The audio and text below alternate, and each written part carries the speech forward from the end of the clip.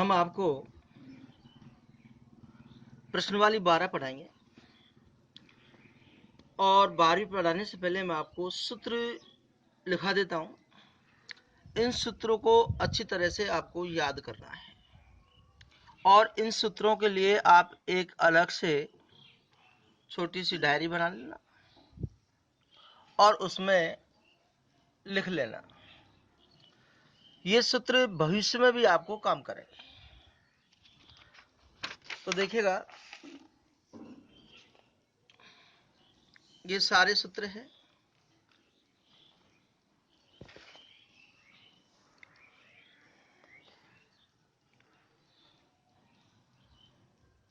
ये तो मैं आपको जो सूत्र लिखा है उनकी आकृति के बारे में समझा देता हूं। सबसे पहले हम आयत के बारे में पढ़ेंगे। आपको बता दूं भाई आयत किसे कहते हैं। तो ऐसा चतुर्भुज जिसकी आमने सामने की भुजा बराबर हो और प्रत्येक कोण 90 डिग्री का हो उसे आयत कहते हैं। आयत की आमने सामने की भुजा बराबर होती है, प्रत्येक कोण 90 डिग्री का होता है। अब मान लिया जाए आयत की लंबाई 4 सेमी, चौड़ाई 3 सेमी। अब देखिएगा 4 सेमी में से एक एक सेमी के हम 4 भाग कर रहे हैं। 1, 2 और 4, ये एक एक सेमी के हैं सारे भाग। चौड़ाई 3 सेमी की, तो इधर से भी हम 3 भाग कर रहे हैं, 1 और 3। अब देखो लंबाई की तरफ 1, 2, 3, 4 भाग, चौड़ाई की तरफ 1, 2, 3 भाग, 4 3 12 भाग हो गए टोटल। गुणा कर दिया हमने, लंबाई की तरफ जितने भाग है उसको और चौड़ाई की तरफ जितने भाग है उसको दोनों गुणा कर दिए तो कुल भागों की संख्या आ गई 1, 2, 3, 4, 5, 6, 7, 8, 9, 10, 11, 12। ये सब वर्गाकार भाग है, तो इसलिए इसका क्षेत्रफल हो गया 12 वर्ग सेमी। अब देखिएगा हमने लिखा था आपको कि आयत का क्षेत्रफल होता है लंबाई गुणा चौड़ाई। तो लंबाई गुणा चौड़ाई क्यों होता है ये मैंने आपको समझाया कि आयत का क्षेत्रफल होता है लंबाई गुणा चौड़ाई। अब आयत का क्षेत्रफल दे दे और लंबाई हमसे पूछे तो लंबाई बराबर क्षेत्रफल बटे में चौड़ाई। देखो क्षेत्रफल अपन ने निकाला 12, चौड़ाई इसमें 3 है, 3 का भाग देंगे लंबाई 4 सेमी। इसी प्रकार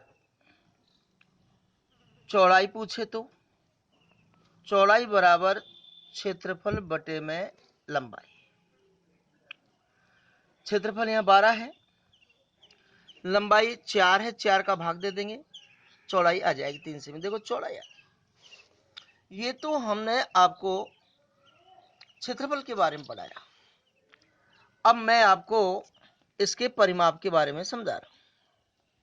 दोबारा चित्र बना देता हूं मैं।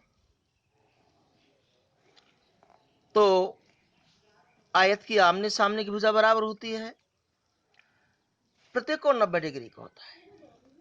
मान लिया जाए लंबाई 5 सेमी है, चौड़ाई 4 सेमी है, तो इसके आमने सामने की भुजा बराबर है। ये 5 की तो इसके सामने की भुजा भी 5 की होगी, ये 4 की तो इसके सामने की भुजा भी 4 की होगी। अब हम आपको परिमाप के बारे में समझा रहे हैं। परिमाप का मतलब होता है सभी भुजाओं का योग होता है। आयत है, इसमें 4 भुजा है, तो चारों भुजाओं का योग हो गया।